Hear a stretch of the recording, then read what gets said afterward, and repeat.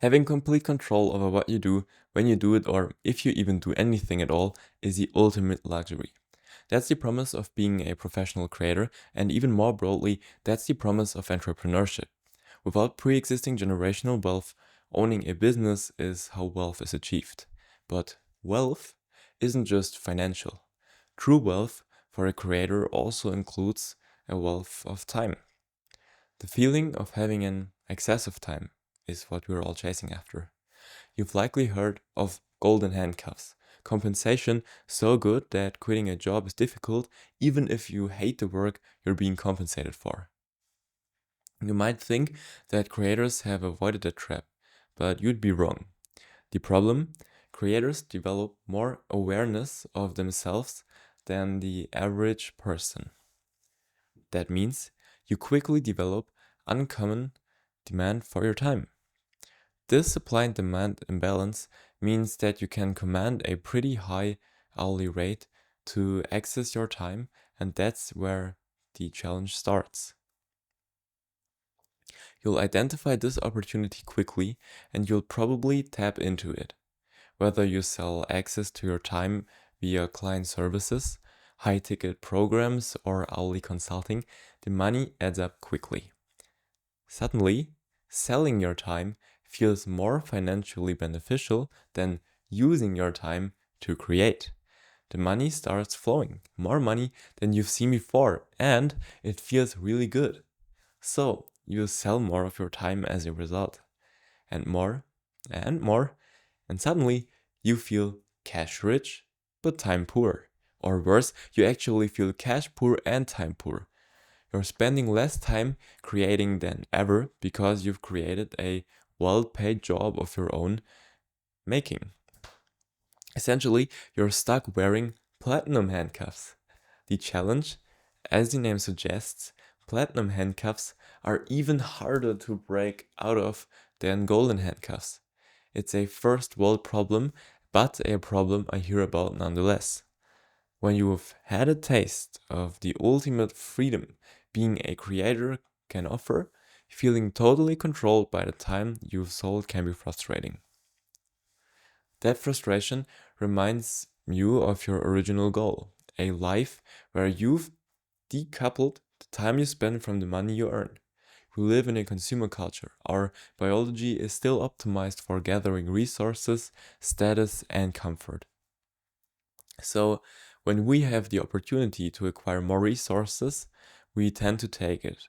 So, when we have the opportunity to show our status by buying things that reflect our resources, we tend to take it. When we have the opportunity to make ourselves more comfortable by spending our resources, you guess it, we tend to take it. This is the origin of lifestyle creep. The more we earn, the more we spend. The problem is the same. Whether you have golden or platinum handcuffs, in order to break free, you either need to A. Avoid lifestyle creep in the first place, or B. Be willing to make changes to reduce your lifestyle costs.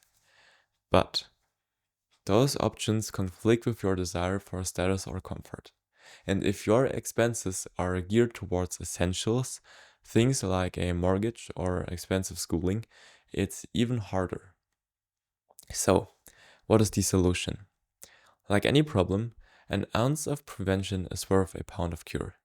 The more quickly you see the threat of platinum handcuffs, the easier it will be to avoid them entirely. Acquiring resources is great, but stockpiling them is even better. When you live below your means, you create, optionally, a contribution to your wealth of time.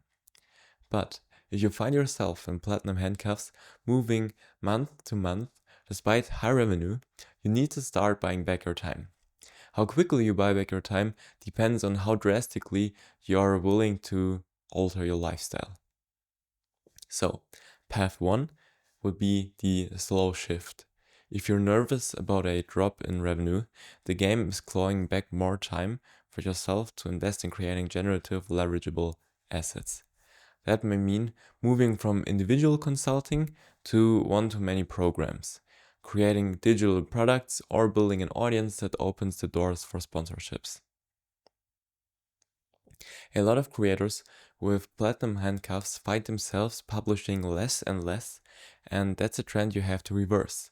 The slow shift comes from either finding new time, likely taking time away from somewhere else, for example, sleep, family, friends, hobbies, weekends, whatever, meaning being more efficient with your time, likely getting more out of the time you have, changing your allocation of time, likely eliminating some number of clients or paid programs.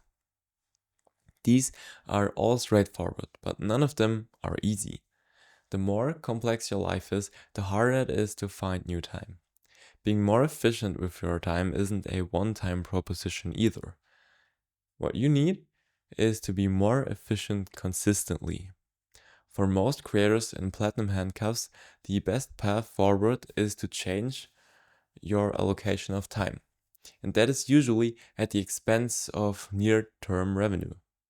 The more nervous that makes you, the smaller changes you should make. Instead of firing all of your clients, fire one. The smaller the change, the longer the overall shift. But a small course correction may be more wise than a total 180-degree turn.